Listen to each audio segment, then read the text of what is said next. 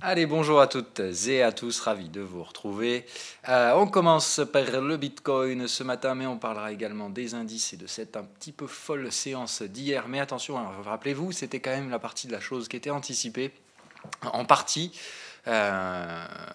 Et donc j'ai bien fait de déclencher des prises de profit partielles sur les premiers niveaux de support que j'avais identifiés par rapport au risque que j'avais vu également d'une potentielle remontée. Attention par contre, hein, remontée qui pourrait être plus que temporaire, simplement en gros faux départ pour ceux qui seraient rentrés trop rapide avec beaucoup de levier. Par contre, je pense quand même qu'on reste baissier sur les indices américains. Encore une fois, c'est juste trouver le timing de départ, c'est assez gênant et ceux qui vont trader sur breakout avec levier se feront probablement dégommer à moins de tomber sur le bon coup de départ et ça, ce ne sera pas forcément facile à trouver. On verra, on parlera de tout ça après. On parlera bien évidemment donc des implications sur les autres entrées en position que j'ai prises hier. J'en ai débouclé beaucoup, hein. Le VIX, j'ai sorti. J'ai sorti quoi d'autre? Du coup, j'ai sorti les indices américains. Je reprendrai bien évidemment tout ça. Qu'est-ce que j'ai débouclé hier d'autres? Je crois que c'est à peu près tout. Je reste vendeur de toutes les actions américaines que j'avais. Sur le compartiment actions, je reste bien évidemment vendeur.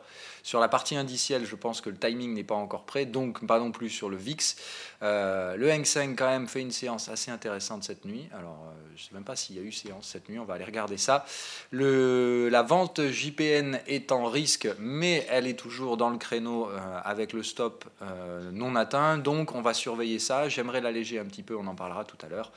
Le gold à surveiller, évidemment, de toute façon, c'est celui-là, je pense, qui donnera le tempo. À partir du moment où le gold se remettra à franchir des résistances, je reste bien au conditionnel. Je pense que très naturellement, la reprise du yen hier sera poursuivie et donc il n'y aura aucun intérêt à prendre un risque inconsidéré à acheter des actions alors que derrière, on aura des gains assez faciles à réaliser, je pense, sur la partie yen et gold. Donc voilà, à voir encore une fois si les investisseurs sont vraiment prêts à prendre ce genre de risque complètement fou. Alors qu'il y aurait très probablement 10% de gains à faire très facilement en achetant un peu de gold. Encore une fois, à court terme, je vous rappelle que le gold, c'est pas non plus un truc ultra boule, mais là, il manque un petit mouvement haussier et après, on revend tout ce machin. On va en parler juste après. Bitcoin. Donc voilà, on tente la réintégration du canal. Attention, vous voyez que pour le moment ça passe pas, on ne tient pas de clôture au-dessus du plus haut. Donc attention à ne pas non plus imaginer ça comme une sortie haussière. Réintégrer le canal avec quelques petites clôtures, c'est bien. Maintenant, il faut franchir la résistance. Là, il y a bien résistance. En l'état, ça passe pas pour l'instant. Donc on peut très bien avoir invalidation du break baissier, invalidation du break haussier. Et je vous dis, dans ce cas-là, c'est tout simplement une grosse zone à neuneux ici. Voilà, et dans ce cas-là, on ne touche pas. Voilà. Tout ça, ce sera un gros range, tout ce qu'il y a de plus con. Évidemment, tout ce qui se passe à l'intérieur, c'est pour ceux qui ça intéresse. Moi, honnêtement, je préfère être franc. Pour l'instant, ça ne m'intéresse pas plus que ça. Donc, je suis déjà en position, ce qui fait que je ne peux pas faire la girouette. Je ne peux pas non plus sortir sur une résistance. Donc, je ne fais rien. Voilà. Je reste dans mon train en attendant que soit mon tour vienne, soit qu'au contraire, les autres prennent la main. Et dans ce cas-là, je descends du train tout simplement. Donc, pas de grande nouveauté sur le Bitcoin. Ça reste vraiment un range. Si vous pensez bêtement et méchamment que la cassure de ceci est un signal haussier, je vous le rappelle que dans un range, la cassure des lignes de tendance, c'est surtout un beau piège à con. Donc attention à ne pas vous faire avoir un peu trop vite. Si ça reflue aujourd'hui, qu'on repasse sous la résistance, vous savez ce qui va se passer. Même chose dans l'autre sens. Sans que pour autant, on ait une sortie baissière. Donc ça déjà, c'est plus possible. On n'est plus dans une structure de consolidation en triangle. On en est sorti et on tente la réintégration du canal, mais vous voyez que pour l'instant, ça passe pas plus que ça. Donc on va voir dans les prochaines heures si ça réussit à franchir et à atteindre la résistance. Si on atteint la résistance en étant à l'intérieur du canal, là, je pense qu'on a une potentialité de considérer ça comme étant une réintégration de ce canal. Maintenant, moi je vais être franc avec vous, dans le meilleur des cas, tout ce que je vois en face de nous, c'est ça, et effectivement, je pense qu'on n'ira pas plus loin que ça. C'est-à-dire que si on revient ici, ensuite, soit on franchit ce canal par le haut, et là c'est vraiment boule, et on ira chercher les 10 008. Alors là, à ce stade-là, moi c'est clair que je déclenche mon stop, et ça ne m'intéresse plus. Option numéro 2, on n'arrive même pas jusqu'à la résistance, on réintègre, on est dans un range à plat, et alors là, autant vous dire, ça va en surprendre plus d'un. Parce que là, on est vraiment dans quelque chose d'assez inintéressant en termes de ratio risque-rendement, ce qui fait que moi, je reste vendeur, tant qu'on ne m'a pas prouvé que j'ai tort. Je suis toujours sur des leviers spéculatifs, hein, je le maintiens. Aucun renfort n'a été pris réellement pour l'instant. Je suis vraiment sur des sous-leviers. Je ne risque pas grand-chose si jamais je devais être invalidé sur ce truc-là. Par contre, évidemment, encore une fois, faible risque, mais gros gain derrière. Parce que moi, je suis rentré avec un prix moyen à peu près par là, et il faut être conscient que je vise des 5 000 $. Donc, vous voyez, je risque potentiellement ça pour gagner tout ça. Donc, pour moi, ça reste totalement viable encore dans une stratégie de trading agressive comme la mienne. Maintenant, encore une fois, quand on spécule, il faut accepter d'avoir tort. Je vous dis, si j'ai tort, j'accepterai sans problème de céder mon stop à mes opposants acheteurs. Maintenant, pour l'instant, ce que je vois, c'est que nous, en tant que vendeurs, on n'a pas réussi à prendre la main avec ce break. On a échoué au franchissement du support. Ce que je vois, c'est que les boules sont en train d'échouer au franchissement de la résistance, tout comme nous, on avait échoué. Donc, pour l'instant, dans le rapport de force acheteur-vendeur, je vois tout simplement rien d'intéressant, si ce n'est tout simplement un marché qui veut ni monter ni baisser, qui attend d'exécuter du volume pour trouver une nouvelle direction. J'ai d'autres arguments qui plaident en la faveur d'un gros risque qu'il n'y ait pas de mouvement haussier alors que tout le monde aimerait le voir. C'est le volume, encore une fois. Regardez ce qui se passe sur le volume, c'est important. Et pour moi, là où il y a du volume la dernière fois, c'est ici, c'est-à-dire au travail à l'entrée dans le range. Depuis, le volume s'écrabouille et on n'a pas de reprise de volume hier. Ce qui veut dire que la cassure de la trendline que vous avez ici, s'il y avait eu un gros volume, je suis prêt à penser dans ce cas-là, effectivement, gros mouvement bullish et on peut se diriger à terme vers les 11 200, pourquoi pas. Là, j'ai plutôt tendance à dire, bon, vous a surtout bien pris pour des cons avec la cassure de la trendline, on va vous bloquer sur le haut du truc, et puis derrière, si on peut casser par le bas, on le fera grâce à vos stops. Donc je ne sais vraiment pas, moi, si c'est acheteur-vendeur. Tout ce que je sais, c'est qu'il y a plus d'acheteurs que de vendeurs dans ce marché, et que mécaniquement, quand il y a plus d'acheteurs que de vendeurs, c'est qu'on baisse, tout simplement. Je vais vous le montrer, hein, voilà, c'est tout simplement, si vous prenez cet indicateur-là, je ne sais plus comment il s'appelle, là, BTC, short, je ne sais plus quoi... je crois que c'est ça, voilà, tout simplement, regardez, hop, cassure de la trendline, boum, tout le monde achète le marché, les vendeurs ne sortent pas plus, hein, vous voyez, donc on commence à avoir un bon gros spread acheteurs-vendeurs, c'est-à-dire qu'il y a plus d'acheteurs que de vendeurs dans ce marché, mais encore une fois, plus d'acheteurs avec petits capitaux que d'acheteurs, moi je pense encore une fois que c'est un marché qui va baisser, mais je veux dire que je peux me planter. Pour l'instant, c'est clair, il n'y a pas de certitude à ce niveau-là, mais moi je vois plus de gens qui achètent que de gens qui vendent. Et un marché sous résistance, pas de volume, donc je ne vois pas comment on franchira cette résistance. Maintenant, si ça se fait, encore une fois, je dis bravo aux acheteurs, je donne mon stop si on le fait et qu'on dépasse le canal. Si on reste au sein du canal, je vous dis qu'on échoue ici et qu'on ressort derrière, ça me va. Si on échoue ici, ça me va encore plus, ça montrera. C'est vraiment, moi je cherche à comprendre le rapport de force pour savoir à quelle exposition je veux me positionner. Pour l'instant, je sais que j'en sais rien, donc je m'expose à la vente parce que c'est le sens de mon contexte daily, mais encore une fois, j'y mets pas tout mon compte. Et si je dois avoir tort, j'hésiterai pas à sortir. C'est vraiment pas la boule de cristal, hein. Vraiment, je vous le rappelle, le trading, c'est ça. C'est juste gérer son risque. Pas avoir tort, avoir raison, savoir où vont les actifs, tout ça, c'est du blabla de vendeur de rêve. Donc j'en sais rien du tout de ce qui se passera, c'est clair et net. Je préfère être vraiment franc à ce niveau-là. Par contre, ce qui est clair, c'est que pour moi, le ratio risque-rendement, il est clairement à la vente. Et dès que j'ai des signaux vendeurs, dans des niveaux techniques, je les prends. À savoir, après, je vous dis, je peux me rater une fois, deux fois, trois fois. C'est ça la spéculation. Je prendrai l'exemple du S&P 500 juste après. Voilà, on me reprochait ça justement l'année dernière, de me dire, Phil, tu t'entêtes, arrête d'essayer de vendre les actions américaines, ça passe pas. Bon, voilà, c'est clair. En même temps, les actions américaines, je les avais pas vendues à chaque fois n'importe où. Je les avais toujours vendues sur chacun des sommets, en fait. Je les avais vendues là. À chaque fois, stop. Voilà, stop les uns après les autres, stopper plusieurs fois. Et on me disait, mais arrête, tu t'entêtes dans un truc qui finira jamais. Alors, voilà comment ça a fini derrière. Et je suis probablement un des seuls en France. On est deux, en fait, à avoir continué à vendre ici, tout le long, jusqu'à ce qu'on ait raison. Voilà. Donc je pense, pour moi, c'est le Bitcoin, c'est un peu la même chose. C'est pas de l'acharnement thérapeutique que je suis en train de faire. C'est simplement que chaque fois que j'ai une opportunité, je répète l'opération, jusqu'au jour où ça passera. Regardez, la dernière fois ici, on a fait un gros avalement baissier. Imaginez-vous que si on fait la même chose aujourd'hui, ça fait un double top. Derrière, ça va faire mal. Donc vraiment, moi, je ne peux pas savoir quelle structure sera choisie. Tout comme, je vous dis, on peut très bien avoir l'extraction haussière qui était anticipée à la base en daily. Hein. C'est tout à fait possible. Maintenant, on peut simplement aussi shifter le scénario. Je me dis, si le sommet est là, voilà, vous décalez juste ça, et ça veut dire que je me suis trompé dans le timing. Encore une fois, le timing, c'est la seule variable que moi, je ne peux pas maîtriser en tant que trader. Je ne sais pas quand les mouvements vont s'initier. Je spécule juste sur, effectivement, la potentialité que ça se fasse sur tel niveau à tel moment. Et ça reste de la spéculation pure et dure. Parenthèse refermée. Allez, on revient. Donc, le principe, c'est d'attendre qu'on ait une résultante dans cette zone de prix. Je veux savoir donc si ce marché est plutôt acheteur, plutôt vendeur. Pour l'instant, on travaille cette dernière zone résistante, qui est pour moi la dernière zone.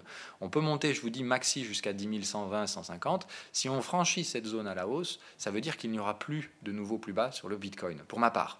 Donc je vous dis encore une fois, ça, ce sera simplement l'annulation de mon contexte. Puisque si on vient là, on revient chercher la résistance bearish, ça veut dire qu'il n'y a plus de prise en main vendeuse de ce marché. Pour l'instant, je pense que ce qu'on risque, c'est de retrouver justement un nouveau cycle bear, plus bas que le précédent. Et tout simplement, dans ce cas-là, on ira plus bas que le TP. Prise de profit, c'est très rarement une structure de fin de tendance. Voilà. Donc prudence, vraiment prudence. Je ne pense pas qu'il faille être ultra méga bull dans les cryptos. On attend juste de trouver le timing, le tempo. Voilà. Je vous dis, je pensais qu'on avait une probabilité d'avoir ce tempo sur le dernier sommet parce qu'on avait quand même un gros signal de reprise en main vendeuse ici. Là, ce qu'on voit, c'est que le marché veut éventuellement tenter la poussée à la divergence. Ce qui ne le rend pas mécaniquement plus haussier. Ça veut juste dire que la force vendeuse que moi je recherche est plus faible que prévu. Donc le canal sera plus faiblement orienté et donc on poussera probablement sur des prix beaucoup moins forts quand on reprendra la main en tant que vendeur. Si on reprend la main, évidemment, ça reste spéculatif. Donc maintenant, j'attends de voir un sommet validé. Encore une fois, ici, on a mis un gros marabouzou en avalement baissier, mais on n'a jamais franchi de support derrière. Donc l'échec au franchissement de support fait qu'on revient tester la résistance. Maintenant, si la résistance cède, on ira chercher un peu plus haut. Si la résistance échoue une nouvelle fois, on revient au support. Cette fois, je pense qu'on le pètera. Donc c'est juste, encore une fois, le temps que prenne le travail des niveaux, ça reste une variable que jamais aucun trader au monde n'a réussi à contrôler. Voilà. Il n'y a aucune stratégie de trading dans le monde qui va vous dire ici c'est bon, là normalement, on va forcément se retourner là maintenant. Voilà. Il y a des stratégies qui peuvent dire effectivement c'est plutôt par là qu'on a des chances de se retourner, mais quand, ça vous n'en savez strictement jamais rien. Voilà, bref, parenthèse refermée sur le Bitcoin. Donc je pense prudence dans cette zone de prix. On travaille toujours, donc la réintégration potentielle du précédent canal. Si ça marche, bravo les acheteurs. Et si vous cassez des résistances derrière, encore plus bravo. Si vous échouez sur la résistance légèrement au-dessus pour vous ratatiner aussi rapidement derrière, c'est ce qu'on appelle un piège acheteur. Et vous savez comment ça se passera derrière. Si on sort du range puis qu'on le réintègre, c'est qu'on sortira par le bas derrière. Donc moi, encore une fois, je cherche à savoir comment je peux hiérarchiser et comment pourrait se produire le retournement vendeur. Je pensais que ça se ferait plus agressivement que ça. Le marché me donne tort ici, et dès là, je vous l'ai dit, j'ai commencé à le sentir que ça tournait mal pour les vendeurs. Maintenant, ça peut tout aussi bien tourner mal pour les acheteurs derrière. Donc il me semble encore un peu précoce de tout de suite imaginer un marché haussier. Pour l'instant, le contre-pied haussier est en train d'échouer sur la première résistance et on verra bien si on peut arriver à la franchir ou non. Un petit coup d'œil peut-être rapide sur les autres cryptos. Donc l'Ethereum, franchissement de résistance. Ouais, donc ça traîne la patte quand même côté Bitcoin, c'est probablement le plus faible. Le Ripple ne franchit pas non plus sa résistance pour l'instant. Je vais bien dézoomer pour y voir un peu plus clair. Mais voilà, attention quand même avec ces structures-là. Là, on est bien sur une impulsion baissière, une conso complexe ici qui pourrait sans problème se terminer là. Si on trace le petit canal, tant qu'on ne sort pas de ça, ça reste bear. Voilà, donc là, attention, c'est-à-dire que si vous êtes sur du Ripple, il faut absolument trouver un bon gros mouvement boule. Si ça devait échouer au sein de ce canal, c'est retour ici, ça fait vague 1, grosse 2, dynamique. Quand on fait une vague 2 complexe comme ça, généralement la 3 est directionnelle derrière, ce qui veut dire qu'on aurait donc une 3 étendue qui s'affranchirait donc de ce canal baissier. C'est-à-dire que l'objectif derrière pour un bear, ce serait de trouver le sommet là, par là, de tracer le canal baissier, de casser le canal de hausse, d'aller chercher le bas du canal baissier et de le casser à son tour pour chercher une vague 3 étendue. Donc 5 vagues de baisse avec un décompte clairement visible. Okay, donc attention, ça veut dire que si ça retombe Ripple, c'est probablement celui qui tombera le plus vite en termes de structure. Avec le Bitcoin, je pense que voilà, Ripple et Bitcoin sont ceux qui là, schématiquement, pourraient tomber les plus rapidement en cas de chute, évidemment. Ça reste spéculatif. Hop, pardon. Mais encore une fois, Ripple, moi je ne pense pas que ce soit non plus celui qu'il faille vendre le plus fort.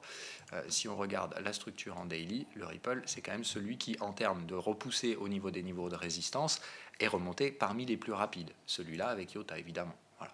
IOTA, par contre, ça c'est vraiment boule. Enfin, boule, c'est pas boule, mais encore une fois, voilà, regardez les niveaux de retracement par rapport à la baisse. Voilà. On est quand même sur quelque chose d'assez chouette, hein. Enfin d'assez chouette. Sur IOTA, c'est quand même plutôt boule. Le momentum est vraiment bien orienté à la hausse. On franchit les signaux bearish. C'est vraiment pas mal. Mais encore une fois, on est sous une résistance.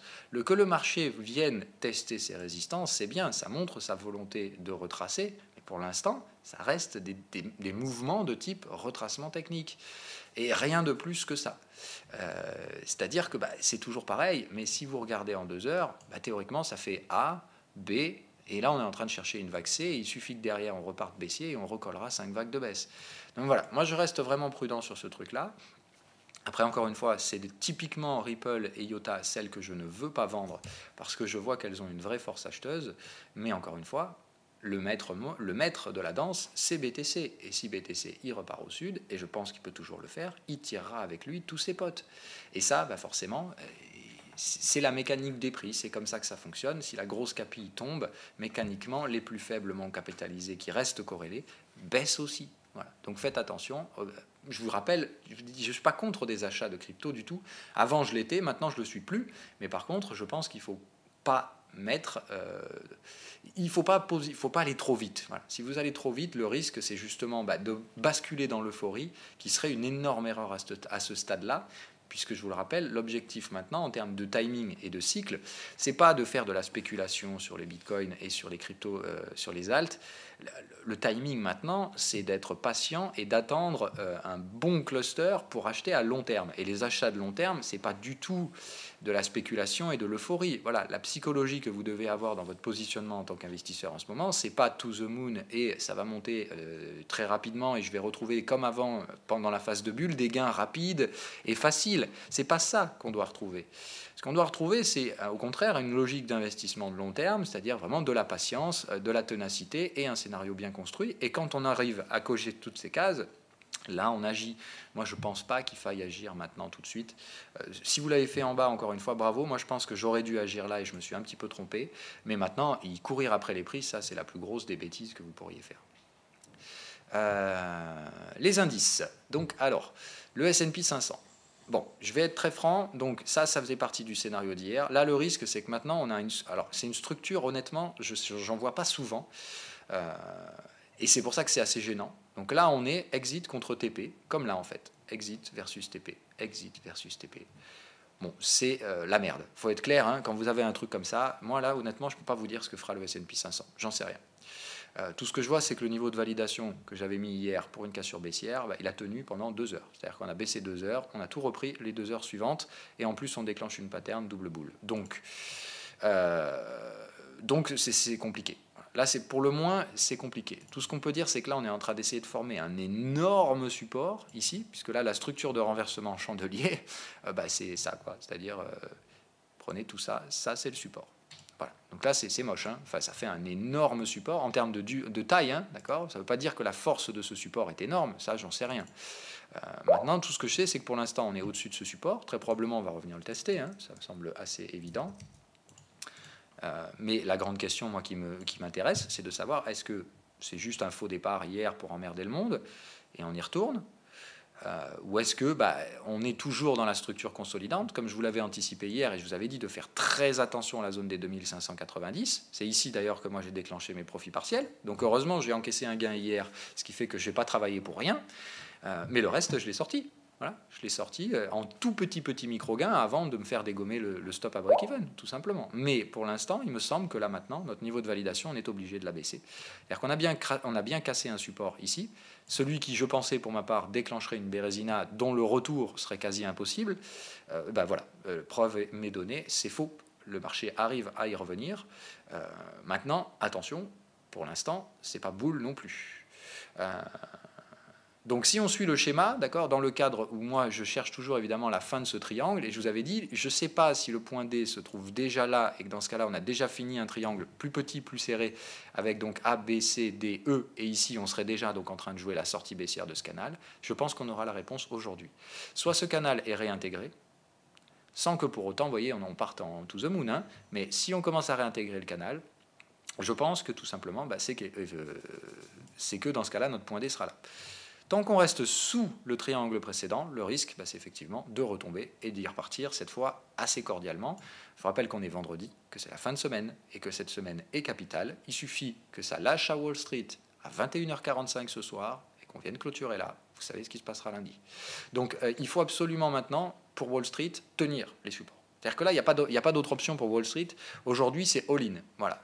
Il faut absolument qu'il n'y ait pas de vendeurs dans le marché, parce que si ça vend au marché aujourd'hui avant vendredi, ça veut dire que les craintes l'emportent, ça veut dire que les vendeurs ont la main, et ça veut dire que il faudra s'attendre à un gap baissier peut-être lundi. Maintenant, encore une fois, je pense que c'est peut-être légèrement prématuré et dangereux. On voit que le marché hier veut pas, parce que tout simplement, il y avait toutes les raisons hier de chuter et d'enquiller les supports les uns après les autres. Ce qu'on voit, c'est que c'est pas encore le cas. Donc je dirais prudence, la journée d'aujourd'hui sera importante. Je pense qu'on va revenir tester ce petit support, 2617. La question va être de voir est-ce qu'il tient, est-ce qu'il ne tient pas. À partir de là, je n'ai pas la réponse. Tout ce que je sais, c'est que maintenant, je reprends le train vendeur. Si on arrive à réatteindre les 2595, je ne vois pas de raison de rester acheteur. Je pense que ce sera la Bérésina derrière. Maintenant, voilà, j'abaisse à nouveau mon niveau de validation, ici, au niveau des dernières clôtures. Si on revient chercher ce prix-là, il me semble que c'est terminé. Après, ici, c'est vraiment la validation. C'est-à-dire que là, quand je me passe ici, j'abaisse mon stop à break-even et je passe au renfort. Donc hier, ça restait du levier spéculatif, mais j'ai quand même encaissé un gain, et heureusement d'ailleurs, pour ne pas avoir travaillé pour rien. Le momentum se rapproche d'une zone de squeeze. Donc voilà, vous avez compris le principe. C'est-à-dire que là, en tout cas, les entrées en position agressive, il faut les faire, mais avec un très petit levier si vous les faites, parce que là, c'est plutôt du squeeze, donc ça reste sur du one-shot, 50-50. On ne sait pas trop dans quel sens ça va partir. Donc là, moi, je reste vraiment out pour l'instant sur les actions. Je reste vendeur des actions unitaires, mais je reste hors des ventes indicielles, tout simplement parce qu'on reste sur une logique de stock picking. On achète un jour, on vend le suivant, on achète un jour, on vend le suivant. C'est vraiment du grand n'importe quoi, c'est du gros bruit de marché. Il y aura un swing qui va se déclencher à la fin de cette mécanique de stock picking, qui sera soit un mouvement haussier de 5 à 6% pour retourner chercher les sommets, qui sera au contraire un mouvement de 10 à 15% à la baisse, pour une poursuite de la consolidation vers des niveaux de support plus intéressants en cas de nouvel allègement chez les investisseurs à Wall Street. Donc voilà, la question maintenant, je pense qu'on a bien, donc moi c'est dans ce sens-là que je le vois, c'est vraiment A, B, C. Voilà, on a vraiment terminé ici nos structures. Deux vagues de baisse, voilà, assez clair, hein, donc deux petits canaux baissiers qui se terminent là. Je pensais ici qu'on avait franchement la probabilité de l'avoir déjà fini, mais je veux avoir la réaction aujourd'hui. Si ça rebaisse aujourd'hui, c'est effectivement qu'on avait bien notre point D ici, notre point E ici. La probabilité là, c'est qu'on soit encore dans deux vagues de baisse, que notre point D soit là, qu'il nous en reste deux à la hausse à faire, normalement qui viennent chercher l'oblique ici. Donc théoriquement, on pourrait trouver un point E. Voilà. Pourquoi je vous donne ce... Là, je peux vous donner un timing, en fait. Pour une raison précise, c'est parce que là, on a vraiment un cluster d'éléments techniques qui se rejoignent à cet endroit-là. En fait, cette précédente ligne de tendance, elle a une visibilité et une justification technique, et je vois que les deux concordent ici. Donc je me dis, on peut tout à fait osciller autour du truc, faire nos vagues A, B, C ici, assez lentement, et la semaine prochaine, éventuellement, dans ce cas-là, terminer le triangle qui aura juste été un petit peu plus large. Et dans ce cas-là, vous voyez que l'objectif, c'est donc de venir casser cette ligne de tendance la semaine prochaine, dans le cas où on arrive à se maintenir au-dessus de ce support. Donc vous voyez, j'imagine bien le truc où là, on terminerait une petite vague A par là. On pourrait venir, voilà, aujourd'hui, hop, on monte un peu plus haut, on revient chercher la zone de volume ici, elle est vendue. D'accord ? Donc ça veut dire on remonte, on réintègre le triangle, ici, ça revend. La semaine prochaine, on revient tester ce support en début de semaine, on remonte, on vient chercher le point E, hop, là, ici, juste au-dessus du premier niveau. Et en fait, moi, ce que je vois, théoriquement, c'est un truc comme ça. Aujourd'hui, on remonte, ensuite ça rebaisse, on remonte, on essaie de casser juste un peu au-dessus, ouais, on cherchera une petite résistance juste au-dessus de ça, et ici, hop, et là derrière, c'est là où on partirait sur des trucs assez violents, avec sortie du triangle et compagnie. C'est pas vrai. Voilà. C'est un peu ça, moi, si vous voulez, que j'ai en vue pour l'instant et en schéma dans ma tête. Je me dis, si on doit faire un point E, ça sera de nouveau en deux vagues, et ensuite on termine et on cherche un point E proche de cette oblique-là, proche de cette zone de résistance, évidemment plus basse que le point B précédent. On peut même mettre des niveaux de retracement. Généralement, on sait que les points se trouvent proches des 61% de retracement. Donc vous voyez, encore une fois, vous avez la zone ici. C'est-à-dire que techniquement, ça se produira dans cette zone-là, entre 50 et 76,4.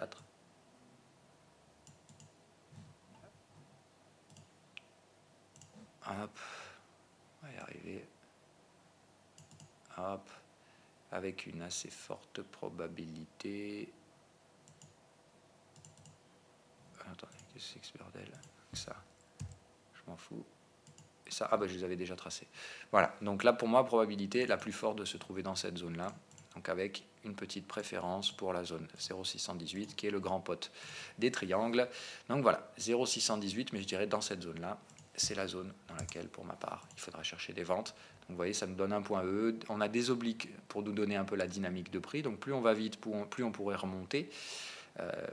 Moins on va vite, plus évidemment on pourra rebaisser rapidement. Donc patience, mais je pense que le schéma c'est donc d'attendre la formation de 2 vagues de hausse et derrière on s'attaque gentiment à un retour baissier pour ma part sur le S&P 500. Si cette zone résistante est franchie, il va de soi qu'au-dessus c'est stop and reverse, c'est-à-dire que dans ce cas-là je passerai acheteur. Mais pour l'instant je préfère rester vendeur jusqu'à nouvel ordre. C'est encore une fois un choix, c'est une prise de position. Je ne dis pas que j'ai la vérité, je dis juste que je fais un choix et que j'y m'y tiens. J'aurais peut-être tort, et si j'ai tort, je dis je suis prêt à prendre mon stop et à renverser et à prendre le camp des opposants. Mais pour l'instant, je pense que c'est celui-là que je vais choisir. Le VIX, mécaniquement dans l'autre sens, c'est-à-dire je pense qu'on travaille cette zone de prix. On a bien le rejet hier et j'ai bien fait évidemment d'encaisser. Donc échec du break, encore une fois, ça veut dire quoi? Ça veut dire que on va très probablement ranger la zone de prix de façon étendue. Donc là, tout simplement, je pense qu'on maintiendra ce canal vendeur et que c'est la sortie de ce canal vendeur qui nous donnera notre timing à l'achat. Donc, attendre maintenant la sortie du canal vendeur. Dès qu'on sortira de ce truc-là, je pense que j'aurai mon timing pour intervenir à nouveau sur le VIX. Donc le VIX débouclé, tout comme les indices américains hier. Un petit gain encaissé, mais un bien maigre gain par rapport à ce que j'espérais pouvoir retirer là-dessus. Donc c'est dommage, encore une fois. Mais un manque à gagner n'est pas une perte. Et ça, c'est l'essentiel. On passe au gold, le troisième luron de ce triptyque. Donc là, même chose, mais dans un canal ascendant. Donc là, vous avez bien notre ami le gold qui recherche à nouveau un support au sein d'un petit canal ascendant. On est déjà en train d'essayer d'en sortir. Donc voilà, l'objectif c'est patience encore un peu sur le gold, pas de surexposition. Tant qu'on ne franchit pas la résistance, il n'y a pas de possibilité, quelle qu'elle soit, de... Alors qu'est-ce que c'est que ce Beans? Voilà. Il n'y a pas de possibilité en fait de vraiment générer un mouvement haussier. Mais là, il est clair que dès qu'on franchit ça... Merde, pas ça que je veux voir, je veux mon momentum. Voilà. Là, on a bien eu formation d'une résistance. Donc là, le précédent support, là, pour l'instant, est en train de devenir une résistance. Donc déjà, ce n'est pas franchement la situation la plus agréable pour ce marché. Donc on a franchi cette zone de support qui est maintenant en train d'essayer de constituer une résistance. Voilà notre résistance. Donc l'objectif maintenant pour un bull, c'est d'essayer de maintenir la sortie baissière de ce canal sur des creux et sommets ascendants, de ne pas aller beaucoup plus bas que ça. On peut revenir ici, par exemple, ce ne serait pas un souci. L'objectif, c'est que derrière, on arrive à reformer un support et qu'on casse la résistance. Et là, on pourra, sans problème, avoir des appréciations plus haussières sur le gold. Pour l'instant, c'est la zone nécessite son travail. On est vraiment sur le bottom du range. Vous voyez, on peut très bien passer plusieurs jours ici. Ce qui nous intéressera derrière, c'est la réactivation haussière. Donc pour l'instant, patience, pas de surexposition. Ce serait vraiment la plus grosse bêtise à commettre en ce moment, de dire j'ai le scénario, c'est le bon, donc je m'expose maintenant que j'ai des bons prix. Non, on commence à mettre un pied dans l'eau quand on a des bons prix, et puis après, quand ça valide, c'est là où on commence à rentrer un petit peu plus profondément dans le bain, tout simplement. La yen, donc encore dernier luron de ce jeu de dupes. On va le regarder sous forme de yen index. Voilà, donc le yen index hier, par contre, qui ne revient pas chercher ses supports. Donc vous avez compris, c'est probablement le yen qui servira le plus de vecteur de couverture pour les investisseurs. Donc pour l'instant, ça a fait faux départ sur le gold, sur le VIX, mais pas sur le yen. Donc le yen reste bien recherché pour l'instant. Attention quand même à ne pas être trop chaud. Mais voilà, moi ce que je constate clairement ici, c'est qu'on a bien eu 2 vagues de baisse. On la voit bien, la première vague ici, 1, 2, 3, 4, 5, A, B, 1, 2, 3, 4, 5, C. Donc là, je pense qu'on a bien terminé la vague de conso. Hop, hop, hop. D'accord ? Bien un ABC, tout ce qu'il y a de plus propre. Ici, donc, dans cette structure-là, je pense que la phase de baisse est terminée. On est bien en repli sur des supports très intéressants sur le yen.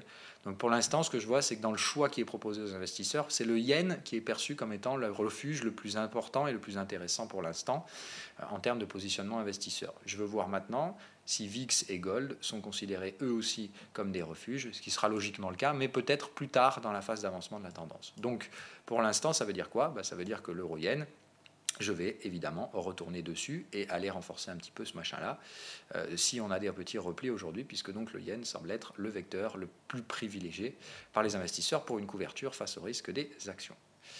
Ça veut dire que probablement les autres suivront, mais chacun leur tour. Le gaz, voilà, on est bien en travail du support qui a été identifié, ça tient. On est revenu chercher la résistance qui était identifiée hier. Maintenant, attention, on n'est pas encore repassé au-dessus du niveau de break. Je pense que ça reste un trading assez gênant, mais on a probablement terminé la structure ABC, encore une fois avec un support plus haut que le précédent. Donc, théoriquement, voilà ce que ça veut dire.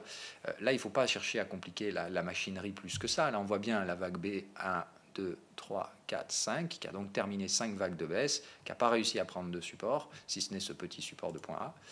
Voilà, pour moi, on reste toujours dans une dynamique haussière sur le gaz, mais il va de soi que il faut mettre un stop en dessous de ça. Voilà, si ça doit être cassé, c'est que le marché n'est plus haussier. Pour l'instant, on n'y arrive pas. Ça veut dire que ça oscille, ça accumule. Je vous le rappelle, ce truc-là, quand il va céder, il y a un mouvement de 10 à 15% à la clé. Donc, la consolidation qu'on a en avant, et rappelez-vous comment fonctionnent les commodités, elles font toujours comme ça. Elles accumulent, et puis d'un coup, bam, ça décolle. Donc, ce n'est pas un gros problème, si vous voulez, que ça prenne du temps. Sur le gaz, moi, ça ne me gêne pas, en fait. La seule chose qui me gêne un peu sur le gaz, c'est que c'est usant, en fait, de se dire tous les jours, j'attends que ça décolle, que ça décolle, que ça décolle. Par contre, ce qu'il faut comprendre, c'est que le jour où ça va décoller, si vous n'êtes pas déjà dedans, ce sera impossible de courir après les prix. On sera complètement hors des zones de prix intéressantes si vous n'avez pas déjà une position spéculative derrière. Donc, je pense qu'il est logique d'avoir des positions spéculatives. Maintenant, il ne faut pas encore mettre de levier de dingo là-dessus, être un peu patient. Et tant que le scénario n'est pas invalidé, je ne vois pas de raison de sortir de ce machin-là. Voilà, on a fait plus ou moins le tour. Côté action américaine, je reste toujours sur les mêmes. Donc ça fait mumuse. Je vous dis, c'est stock picking. Donc un jour, il y en a une qui monte, un jour, il y en a une qui baisse, un jour, il y en a une qui monte, un jour, l'autre qui baisse. Donc pour le moment, ça fait joujou. Évidemment, il va de soi que si ça déclenche, c'est celles-là qui seront défoncées en priorité. Donc je reste bien évidemment vendeur de ce package-là. Toujours les mêmes. Donc Tesla, Apple, Facebook, Nvidia, Amazon. Pas Amazon, Netflix et pas encore Boeing. Ça, je préfère rester à l'écart de ce truc-là. L'achat de General Electric hier, évidemment, n'a pas fonctionné, puisque, n'a pas fonctionné, ça n'a pas non plus un échec cuisant, qu'on soit bien d'accord. On est encore bien loin du stop sur ce scénario-là. Par contre, ce qui est certain, c'est que, évidemment, comme hier, faux départ sur la sensibilité au risque, forcément, l'actif refuge qui est General Electric n'est pas recherché par les investisseurs pour l'instant. Donc, je dis patience. Il me semble que ce marché est encore hésitant, peut évidemment aller légèrement plus bas, il n'y a pas de contre-indication à ça. C'est pour ça que le stop est loin sur ce scénario-là, mais il me semble là encore qu'il y a un risque rassurement assez intéressant à jouer sur cette action-là. Maintenant, voilà, c'est de la contre-tendance, pas de levier de dingo, c'est considéré comme une valeur refuge, entre guillemets, enfin ça reste vraiment entre guillemets, qui je pense pourrait s'apprécier en cas de retour du risque sur les actions. J'attends juste que ce retour de risque se voit sur les prix, ce qui n'est pour l'instant pas le cas, puisqu'à chaque fois que ça tente des baisses à Wall Street, on voit que le gros coup de la main invisible arrive immédiatement avec l'extincteur et fait stop les gars, on baisse pas. Donc voilà, tant que cette mécanique elle est là et qu'elle fonctionne, il ne faut pas être trop agressif. Donc patience, encore une fois, on est vraiment sur des gros mouvements swing. C'est le mouvement de tout l'été en fait qui va s'initier dans les dans les jours qui viennent, et on va savoir si c'est sell in May, go away ou si c'est buy in May and fuck the bears. Parce que c'est un peu le truc. Voilà, si ça monte, ce sera juste pour péter les stops des bears. Si ça rebaisse, c'est tout simplement parce qu'il n'y a pas assez d'acheteurs durant l'été. On n'anticipe pas assez de vagues d'achat durant l'été pour soutenir les prix. Dans ce cas-là, on ira chercher des acheteurs doucement mais sûrement sur des supports inférieurs, plus attractifs. C'est vraiment tout simple, c'est vraiment ça en fait je pense la mécanique, mais encore une fois là elle est assez difficile à anticiper puisqu'on est sur le point de décision, donc ça reste de la spéculation et dans la spéculation on risque pas tout son compte tout simplement. Allez, sur ce, je vous souhaite une agréable journée, un bon week-end. Moi, je ne serai pas là donc ce week-end. Pas du tout du week-end, donc je ne suivrai pas le Bitcoin. Je vous retrouve lundi, frais et prêt pour une nouvelle semaine de trading, pleine de jours fériés et tout ça, tout ça. Mais voilà, on verra un peu ce qu'il en est donc sur ces actions. Est-ce qu'on profite de ces jours fériés pour enclencher des grosses baisses ou pas ?